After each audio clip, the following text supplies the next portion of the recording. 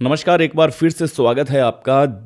Trump इस दुनिया के शक्तिशाली आदमी कह सकते हैं। जब WWE का दौर था तो ट्रंप अपने हिसाब से पूरी WWE को मैनेजमेंट करते थे।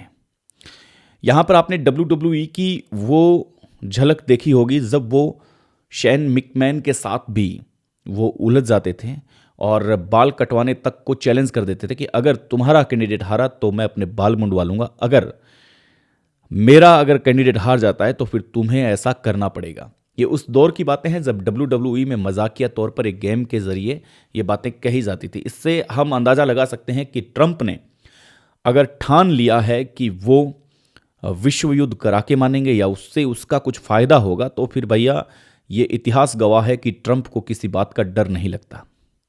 अब ये एपिस्टन की फाइल खुली थी, उसके अंदर काफ़ी ऐसे आरोप लगाए गए थे कि ट्रंप का इसमें नाम आ सकता है, लेकिन फिर भी ट्रंप ने उस फाइल को रोका नहीं। ट्रंप ने वो दुनिया के सामने जाहिर किया, दुनिया को बताया। अब आप देखेंगे कि ईरान की बढ़ते तनावों के बीच में ट्रंप का ये प्रहार कितना खाली जाता है, क्योंकि लगातार खबरें खबरें ईरान से नहीं आ रही है। ये देखिएगा आप, क्योंकि 12-13 दिन से लगातार वहाँ की नेटवर्किंग स्थिति खराब है, लेकिन ये खबरें अमेरिका के जरिए बाहर आ रही है। अब खबरें बनाता भी अमेरिका है, खबरें दिखाता भी अमेरिका है। ये आप इसको समझने का प्रयास करेंगे कि एक ही झटके में किस प्रकार से बर्बाद किया जा सकता है। अब इनसे देश क्यों दब रहे हैं, चाइना क्यों अलग है, ये भी हम समझने का प्रयास करेंगे। चाइना के पास न जीमेल है, चाइना के पास न कोई ऐसी फैसिलिटी है जैसे इंस्टाग्राम है, यूट्यूब है, फेसबुक है। ये सब सोशल मीडिया प्लेटफॉर्म है जो चाइना के पास नहीं है। चाइना के पास सोशल मीडिया के नाम पे उसके अपने ऐप हैं, उसे किसी बात का डर नहीं है। लेकिन सोचिए कि अगर अमेरिका ने चाहा कि भारत के पास जीमेल को बंद करना है, गूगल को बंद करना है, यूट्यूब फेसबुक को बंद करना है, तो भारत की स्थिति क्या हो जाएगी। भारत की अर्थव्यवस्था इन्हीं चीज़ों पर डिपेंड करती है। भारत का बैंकिंग सिस्टम जीमेल पर डिपेंड करता है।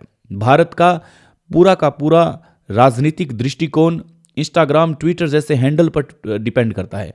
लेकिन चाइना ने आज से करीब 50 साल पहले यह सोच लिया था कि अमेरिका का ऐसा कोई ऐप यूज नहीं करना जिस ऐप की बदौलत उन्हें कभी खतरा लगे, उन्हें कभी इस बात का डर हो कि नहीं, अमेरिका अगर इस प्रकार की हरकतें करेगा तो फिर हमें इन ऐप्स को बंद करना पड़ेगा।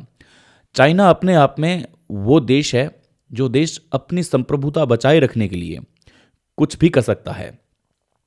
चाइना अगर ये सब चीज़ें बंद होती है, Google, Gmail, YouTube, Facebook, Twitter, ये सारी चीज़ें अगर बंद की जाती है भविष्य में, तो चाइना को इस बात से किसी प्रकार का कोई फर्क नहीं पड़ता, क्योंकि चाइना का अपना एक अलग माध्यम है और इसी माध्यम की बदौलत वो दुनिया में सर्चिंग कर रहा है। उसके युवा बढ़ रहे हैं, उसके युवा उतने ही सोशल मीडिया पर एक्टिव है जितने कि भारत के यूजर हैं। ये देखने वाली बात है। लेकिन ईरान ने अपने एयर स्पेस को बंद करके ट्रंप को सीधा ये न्योता दे दिया है कि हाँ, तुम अगर करना चाहते हो कुछ ऐसी हरकत, तो फिर उस हरकत का जवाब देने के लिए ईरान पूरी तरह से तैयार है। ईरान की अगर हम देखें तो ईरान एक शक्तिशाली देश है, लेकिन वेनेजुएला के तर्ज पर अगर दोनों को डिफेंड करके देखें तो वेनेजुएला से काफ़ी हद तक ईरान जो है वो ठीक है। वेनेजुएला के राष्ट्रपति पर यह आरोप था कि वो नशे के कारोबार को बढ़ा रहा है। वेनेजुएला की अगर धरातल की स्थिति आप देखेंगे तो वहाँ आप पाएंगे कि वहाँ पर लोगों को कमाने के लिए पैसा नहीं चाहिए। वहाँ लोग अपने आप फ्री बैठे रहते हैं। एक ऐसा देश वेनेजुएला जहाँ पर लोग कमाने के लिए नहीं जाते, जहाँ पर लोगों को कुछ करना नहीं होता, क्योंकि वहाँ पर तेल इतनी प्रचुर मात्रा में निकलता है जिसका कोई अंदाज़ा नहीं है। वहाँ की सरकारों ने एक हफ्ता बांध रखा है कि इस नागरिक को इतने रुपए मिलेंगे, लेकिन वो उस रुपए का दुरुपयोग करता है या सदुपयोग करता है। ये नशे के कारोबार से आपने देखा होगा, आम सड़कों पर वेनेजुएला के नागरिक लगातार बेहोशी की हालत में पाए जाते हैं। यहाँ तक कि राजधानी के पास भी लोगों की ये हालत थी। अमेरिका जो उसको हैंडल करता है, अमेरिका के पास उन लोगों का दर्द आया तो अमेरिका ने जिस प्रकार की कार्रवाई की, एक तबका उस कार्रवाई को ठीक बता रहा है कि ये कार्रवाई ठीक है, ये कार्रवाई गलत नहीं है। इस कार्रवाई के अंदर अगर वेनेजुएला के राष्ट्रपति को अगर ये किडनैप किया गया है और अगर उसे पूछताछ के लिए लाया गया है तो उसमें कोई गुनाह नहीं है। लेकिन क्या ईरान अपने घुटने टेकेगा? क्या ईरान की वास्तविक स्थिति इस बात से परिचित होगी कि जो भारत ने जिस प्रकार से दूसरे देशों ने किया है, अमेरिका का मुकाबला ऐसा कौन सा देश है जो करेगा? और इसीलिए वेनेजुएला की तर्ज पर ईरान ने अपने एयर स्पेस बंद कर दिए हैं। आज ये हालात है कि ईरान के एयर स्पेस खाली पड़े हैं। वहां से कोई गुजरना नहीं चाहता, वहां से कोई निकलना नहीं चाहता, उस जगह की कोई बात नहीं करना चाहता। ईरान के अंदर रहने वाले लोगों ने यह तक मान लिया है कि अब युद्ध होने में महज कुछ घंटे बाकी हैं। जितना जल्दी हो सके इस देश को छोड़ करके जाएं तो अच्छा है।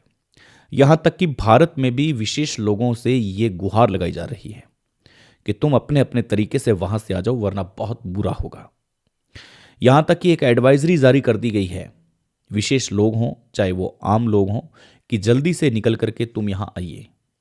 इस देश को जितना जल्दी हो सके उतना आप छोड़ दीजिए।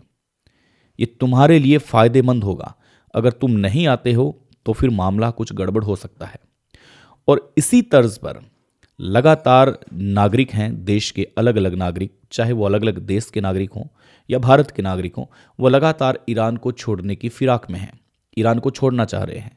ईरान का नेटवर्किंग सिस्टम लगातार 12 दिन से बंद है।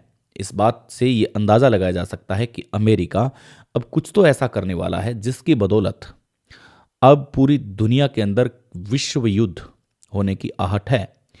अगर ऐसे में अगर कोई देश, ईरान जैसा मुल्क, या फिर ईरान के पास अगर संसाधन की कमी होगी तो उसको सपोर्ट करने वाले मुल्क, मान लीजिए कि अगर परमाणु हमला हो जाता है तो फिर किन देशों पर क्या असर पड़ेगा? ईरान के आसपास आने वाले सभी देशों पर इसका गहरा प्रभाव पड़ सकता है, क्योंकि जब किसी देश के साथ युद्ध होता है तो दूसरे देश अलर्ट रहते हैं। और इसलिए दुश्मन देश, जैसे भारत का पाकिस्तान दुश्मन देश है, तो वो उस युद्ध की आहट के अंदर छुप के भारत पर वार कर सकता है। इधर चाइना भी कर सकता है, क्योंकि पूरी दुनिया का ध्यान ईरान और अमेरिका पर होगा। ऐसे में भारत देश है, वो भी अपनी रणनीति बना रहा है कि किस प्रकार से सुरक्षा का बंदोबस्त किया जाए, सुरक्षा को थोड़ा सा हाई फाई तरीके से उसे धरातल पर उतारा जाए।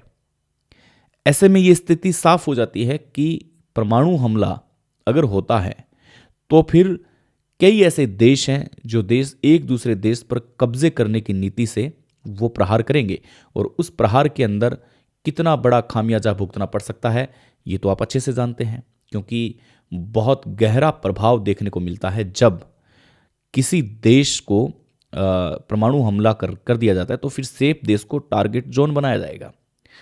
ईरान चाहता है कि अमेरिका युद्ध करे, क्योंकि ईरान कभी भी घुटने नहीं टेकना चाहता, कभी भी ट्रंप से माफ़ी नहीं मांगना चाहता।